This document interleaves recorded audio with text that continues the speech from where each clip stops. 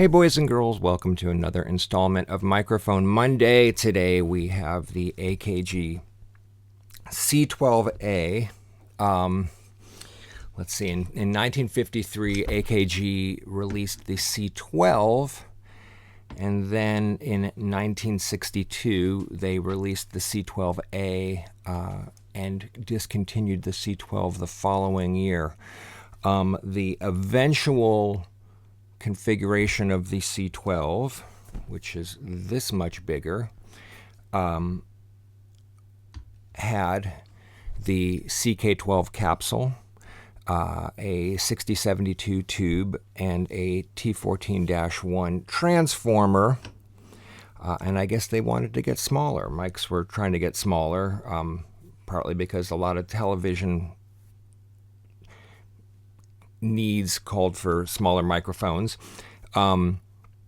So the microphone is this small. The majority of this is the connector, and the way they got it this small is this little round guy right there is a 7586 Nuvistor sub-miniature tube. And they also had to change the transformer as a result. Is it as good sounding as a 6072? Few tubes are, but it is good sounding enough, and you have to look hard to find one that is quiet enough for this application. And to make matters, I don't want to say worse, but more important, they changed from a plate-loaded circuit to a cathode follower circuit. What does that mean? That means that they are basically running the tube backwards, and there is less gain. Because there is less gain, the one good thing you get is you get more headroom. It can handle higher SPLs. It can also, because the impedance is much higher, you can run much longer cables without signal loss. However, it is quieter as a result of running in cathode follower, so your signal to noise ratio goes down. That's one of the drawbacks. And if you don't have a super quiet tube, then that's even a bigger problem. Let's see. Now that I'm running out, I still don't have all my wind back from my surgery, so I'm running out of breath. Excuse me. Still, though, they remained with the CK12 capsule, and that is where the magic is. Now, eventually, these turned into the 414s that we did recently, and they kept that basket shape, and that basket shape is going to make a difference between the round C12 basket shape. So that is one other difference, but the fact that there's still a CK12 capsule, you are going to hear the magic of the CK12. What is the magic of the CK12? If you remember or if you've watched the other ones, it is a dual backplate capsule, and it has a tunable, basically backplate, and what it is it's an acoustical labyrinth that introduces delay in certain frequencies, which then introduces phase shift. And the resulting phase shift is the high mids come forward in a very elegant and pleasant way. There are other dual backplate capsules, such as the Neumann K67, which doesn't have that pleasant forward phase shift. It's a little annoying, which is why Neumann wound up putting filters to deal with that in their microphones that have that capsule. But not necessary in CK12 microphones, because it is just so musical and great sounding. What do we like these on? Basically everything we like a C12 on. I love them on overheads, especially, as I said, because they can handle a lot of SPL without distorting. Great on toms, great on acoustic guitars, great on vocals. You can see that if you look at the inside of Permanent Waves, Geddy Lee is singing on one. I believe my friend Jason Faulkner used one on either his first and or his second record. Let's see.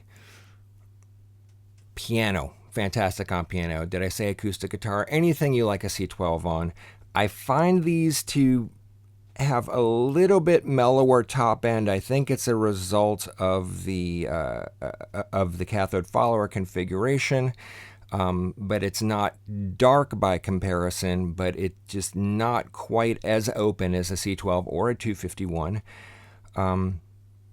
For example, if I am using these on overheads, and I tend to run my overheads through a pair of Pultecs, I will give these mics a little more of that 8K to get a little, sizzle and air out of the cymbals than I will if I'm using C12s or 251s. What else have we got on these guys? I don't know. They're just, they sit far below C12s and 251s in terms of resale value. They've gone up a bit recently. I think people are catching on, but everyone's usually sort of put off by the new Vister. But, with C12s going for $25,000 and up these days, it's a very attractive option for a lot less money. And of course, these have the original AKG C12 capsule. And in fact, C12As might have the best iteration, according to some people, because that design did change slightly throughout the years. And, there are various copies and tributes to the CK12, but there is really only one original, and it is still the king as far as I am concerned. So you get that. And if you're lucky, you have a pair, and you can use them as a stereo pair. Oh, by the way, these do, let's see. The power supply also has the remote pattern selection, but it's much less of a pain in the ass than the C12, which has two different components that you need to put together. The connectors on these things are a drag, and if you're smart, what you will do is never take the connector off and put a XLR type connector on it, because sometimes these can be a real pain to get on and off, and it's a long 60-foot cable, I believe, and you don't want to leave it attached all the time, unless you're one of those people who just has mic, like you're at Abbey Road and the mic is always attached to a certain stand. But I don't operate like that. Anyway, I think that's all we got on the C12A.